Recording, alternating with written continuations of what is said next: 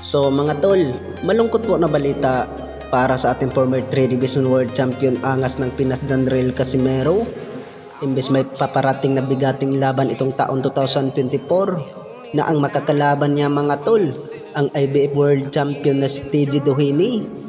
Bukod dyan ay natatandaan po natin na matinding alitan po sa MP Promotion Manager na si Sean Gibbons at ang angas ng Pinas Janril Casimero sa sinabi ni Jason Casimero mga tol na asong puti at puting itlog at itong si TG Doheny mga tol ay bata pala to sa MP Promotion, kaya pinurnada po ni Sean Gibbons na ayaw ilaban la kay angas ng Pinas Janril Casimero.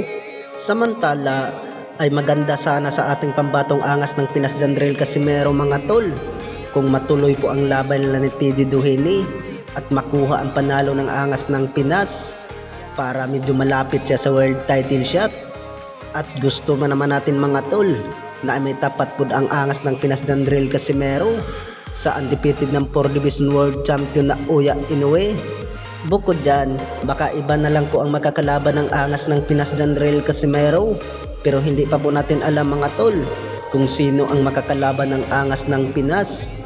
Bukod dyan ay may narinig po natin na balita mga tol na gustong itapat po ang ating dalawang pambato kay Sean Gibbons, Unified WBA at IBF Super Bantamweight World Champion Marlon Tapales, at ang isa nating pambatong former 3 Division World Champion angas ng Pinas Janril Casimero.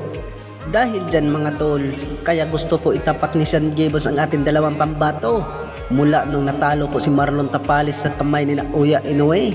At natatandaan po natin mga tol na ang banat po ng angas ng Pinas ay sinabi niya na parang hindi daw gustong manalo itong si Marlon Tapales dahil ay puro lang daw dipinsa kay Oya Inoue.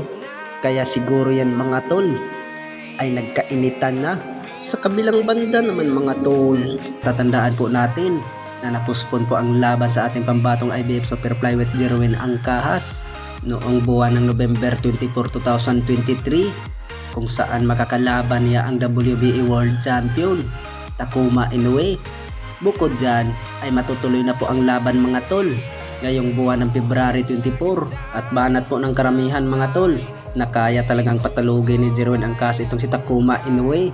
Hindi naman daw parehong galawan kay Oya Inoue dahil ay mabagal daw itong si Takuma Inoue mga tol. At dagdag pa po ng karamihan mga tol ay swerte na lang daw si Takuma Inoue kung umabot ng 3 rounds kay Jerwin Angkahas. Ano bang sa tingin niyo mga tol? Kaya bang patulogin ni Jerwin Angkahas itong si Takuma Inoue? Sa kabilang banda naman mga tol, ang pambato ng Golden Boy Promotion Oscar De La Hoya, ang knockout artist na si Ryan Garcia, imbes may paparating na laban sa undisputed Super Lightweight World Champion Devin Haney, ay biglang umatras lang itong si Ryan Garcia. Dahil dyan mga tol ay kailangang uunahin ni Ryan Garcia mga tol ang may hawak ng WBA sa Super Lightweight na si Rolly Romero bago isusunod itong si Devin Haney. At gusto ni Golden Boy Promotion mga tol na si Oscar De La Hoya na gusto talagang ilaban itong si Ryan Garcia kay Devin Haney, pero pinigilan sa 5 Division World Champion Floyd Mayweather Jr. na wag mo nang labanan ni Ryan Garcia itong si Devin Haney dahil parang hindi pa daw kaya ni Garcia mga tol dahil ay malakas daw itong si Devin Haney. At gusto ni Floyd Mayweather Jr. mga tol na kailangang alagaan si Ryan Garcia dahil ay malakas daw ito. Hindi daw muna nila i-direct sa mga malalakas, ay kailangan talaga unti-untiin nang aakyat itong si Ryan Garcia. Bukod dyan ay naghintay lang naman daw yan si Devin Haney at kailangan daw ni Ryan Garcia na makuha ang panalo kay Rolly Romero para maisusunod niya si Devin Haney. Ano bang sa tingin nyo mga tol? Kung maglaban sila si Ryan Garcia at Devin Haney, kaya bang i-knock out ni Ryan Garcia itong si Devin Haney?